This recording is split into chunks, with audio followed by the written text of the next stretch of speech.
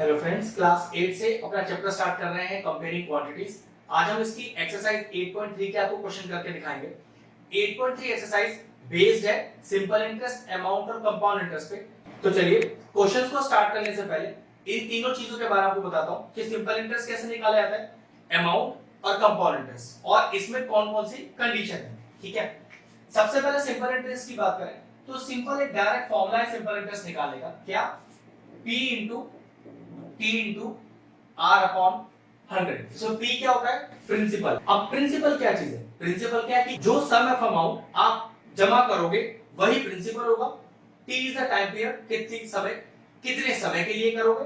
R is the rate of interest, और किस percent पे करोगे। ठीक है, अपॉन 100। तो ये तो सिंपल फॉर्मूला है। क्वेश्चन जब करूंगा तो और बेहतर तरीके से बताऊंगा। ठीक है, अमाउंट अब ध्यान रखिएगा, अमाउंट क्या होता है। अगर मैं सिंपल इंटरेस्ट की बात करूं तो अमाउंट होता है P प्लस SI। ठीक है, सिंपल सी बात। यहां तो सिंपल इंटरेस्ट और अमाउंट इजी से टॉपिक था। अब चलिए कंपाउंड इंटरेस्ट, उसके लिए मैं आपको डायरेक्ट फॉर्मूला नहीं बताऊंगा। कंपाउंड इंटरेस्ट निकालने से पहले आपको अमाउंट निकालना सिखाऊंगा। ठीक है, अमाउंट का फॉर्मूला होता है P 1 प्लस R अपॉन 100 की होल पावर n, और फिर मैं आपको CI का फॉर्मूला बताऊंगा A माइनस T। मतलब जब भी कंपाउंड इंटरेस्ट निकालना हो तो पहले आप क्या निकालो, पहले आप अमाउंट निकालो। ठीक है, ये सारी चीज वही है, प्रिंसिपल, रेट ऑफ इंटरेस्ट, और ये देखो n। जबकि टाइम तो t होता है, तो मैं आपको बताऊंगा कि t को n क्यों लिखा गया है, इसका रीजन है यहाँ पर। ठीक है, जैसे मान लीजिए आपने अमाउंट निकाल दिया, फिर CI कैसे निकलेगा, अमाउंट में से प्रिंसिपल माइनस कर दीजिए, आपका CI आ जाएगा। अब सबसे इंपॉर्टेंट नियम ये कि आप टाइम को यहाँ पर n क्यों डिनोट कर रहे हो। तो यहाँ पर तीन अलग अलग केस है, वो तीनों केस हमारे एक्सरसाइज के अंदर है, ध्यान से सुनते हैं। मान लीजिए केस है ईयरली का। ठीक है, बिल्कुल क्लियरली लिखा होगा ईयरली, या फिर लिखा होगा एनुअली, ये दोनों चीज एक ही है। इसमें ध्यान रखना, जो आपका टी होता है, टाइम पीरियड दिया होता है, वो डायरेक्टली एन के बराबर हो जाता है। मतलब जैसे दे रखा है 2 साल के लिए, तो समझ जाना यहाँ पर टी और एन एक है, मतलब डायरेक्ट एन बराबर आप 2 लिख सकते हो, क्योंकि फॉर्मूले में एन लिखा हुआ है ना, टी तो है नहीं। टी क्यों नहीं है, ये बस आपका अगला पार्ट है। ठीक, अब मान लीजिए यहाँ ईयरली ना होता और क्या लिखा होता, मान लीजिए लिखा होता हाफ ईयरली, तो क्या चेंज आता। तो समय देखो कैसे दिया होगा क्वेश्चन में, समय दिया होगा आपको 1.5 ईयर। ठीक है, जिसको आप टी मान रहे हो, लेकिन दिक्कत क्या है, हाफ ईयरली दिया हुआ है ना, हाफ ईयरली का मतलब 6 महीने। तो अगर मैं आपसे पूछूं कि 1.5 साल में 6 महीने कितनी बार आएंगे, तो देखो 6 महीने 6 महीने 6 महीने, भाई 6 6 6 हो गए 1.5 साल, तो यहाँ n हो गया 3। हमेशा ध्यान रखना, जब भी आपको ईयरली गिवन होगा तो जो समय आपको दिया है टाइम, 2 साल 3 साल 1 साल, वो डायरेक्टली n हो जाएगा। लेकिन अगर आपको क्वेश्चन में हाफ ईयरली वर्ड लगा के दिया हो, तो ध्यान रखना गिवन समय को आपको 6 के इंटरवल्स में तोड़ना है। जैसे मान लीजिए आपको 2 साल दिया होता, तो n कितना हो जाता, 6 महीने 6 महीने 6 महीने 6 महीने, मतलब 2 साल में 6 महीने 4 बार आएंगे, तो यहां मैं n को 4 लिख देता। 2.5 इयर्स, तो भाई 6 महीने 2.5 साल में कितनी बार आएंगे, 5 बार आएंगे, तो n 5 हो जाता। मान लो टाइम ही आपको 6 महीने दिया होता, तो 6 महीनों में 6 महीने कितनी बार आएंगे, एक ही बार आएंगे ना, तो n उस केस में 1 हो जाता। तो ध्यान रखना t और n हाफ ईयरली वाला केस, और अब जो मैं नेक्स्ट आपको क्वार्टरली बताने जा रहा हूं उसमें ही चेंज आता है। नेक्स्ट मान लीजिए आपको दिया हुआ है क्वार्टरली। अब क्वार्टरली भी क्या चेंज आता है, क्वार्टरली का मतलब होता है 3 महीने। हमेशा ध्यान रखना, एक साल में 4 क्वार्टर होते हैं, 3 महीने के। ठीक है, तो एक साल में 4 क्वार्टर 3 महीने के।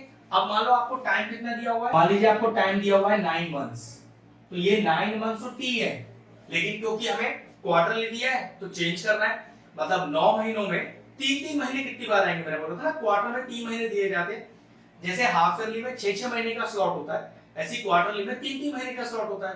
तो 9 महीनों में 3 महीने कितनी बार आएंगे, तो आपको 3 और 3 बार आएंगे। तो यहाँ डायरेक्टली n का वैल्यू क्या हो जाएगा, 3 हो जाएगा। मतलब टाइम तो आप 9 महीने लिखोगे, जो फॉर्मूले में n है वहां आप n को लिखोगे 3।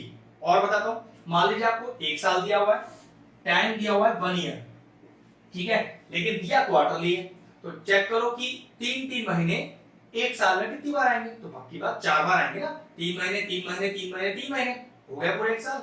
लेकिन 4 बार आए तो यहाँ पर डायरेक्टली एन का वैल्यू क्या हो जाएगा? 4 हो जाएगा। तो यहाँ पर इस तरह से टी और एन का रिलेशन है जो यूज करने के लिए सिर्फ होगा हाफ ईयरली और क्वार्टरली में।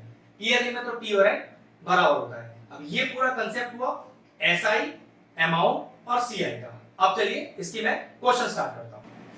चलिए एक्सरसाइज 8.3 का क्वेश्चन नंबर 11 करके दिखा रहे हैं। मैं अपनी बुक से पढ़ता हूं, आप अपनी बुक से पढ़ें। In a laboratory the count of bacteria in a certain experiment was increasing at the rate of 2.5% per hour. Okay, तो रेट ऑफ इंटरेस्ट दिया हुआ है, लेकिन देखो आपके पास लिखा क्या है? 2.5% पर आवर। देखिए इसका क्या मतलब है यहाँ पर? Find the bacteria count at the end of 2 hour, मतलब आपको निकालना भी 2 आवर्स का ही है।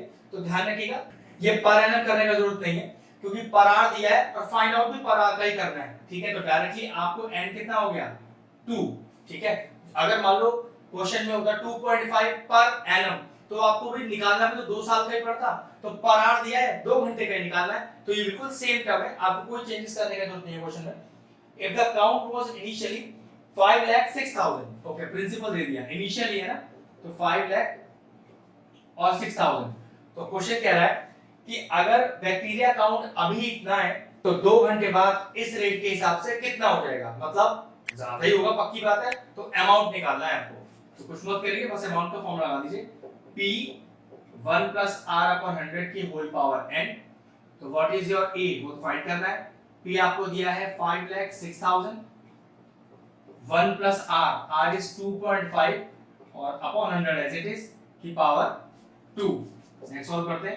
506,000, अब ये कितना हो गया? देखो आपके पास अगर मैं ऐसे डेसिमल हटाऊं तो नीचे 0 बढ़ जाएगा।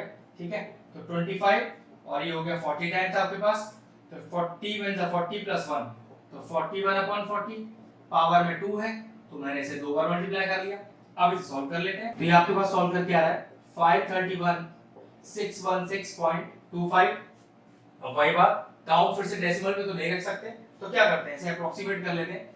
अब डेसिमल के बाद 25 है, मतलब डेसिमल के बाद का जो टर्म 2 है वो 5 है, उससे छोटा है, तो उसको अप्रोक्सीमेट करते समय डायरेक्टली सिर्फ आप ये लिख देंगे। तो 2 घंटे बाद जो बैक्टीरिया काउंट है वो हो जाएगा 531,616। क्वेश्चन फिनिश हुआ। अगर हमारे व्यूअर्स को हमारे वीडियोस पसंद आ रहे हैं तो हमारे चैनल को सब्सक्राइब कर लें और साथ में लगे बेल आइकन को भी हिट कर दें। आपको अगर मैथ से जुड़ा कोई क्वेरी है किसी भी क्लास के लिए, तो वो आप मुझे व्हाट्सएप कर सकते हैं, जो नीचे नंबर आ रहा है। आपका जो सोल्यूशन है मैं जल्दी से जल्दी देने का कोशिश करूंगा।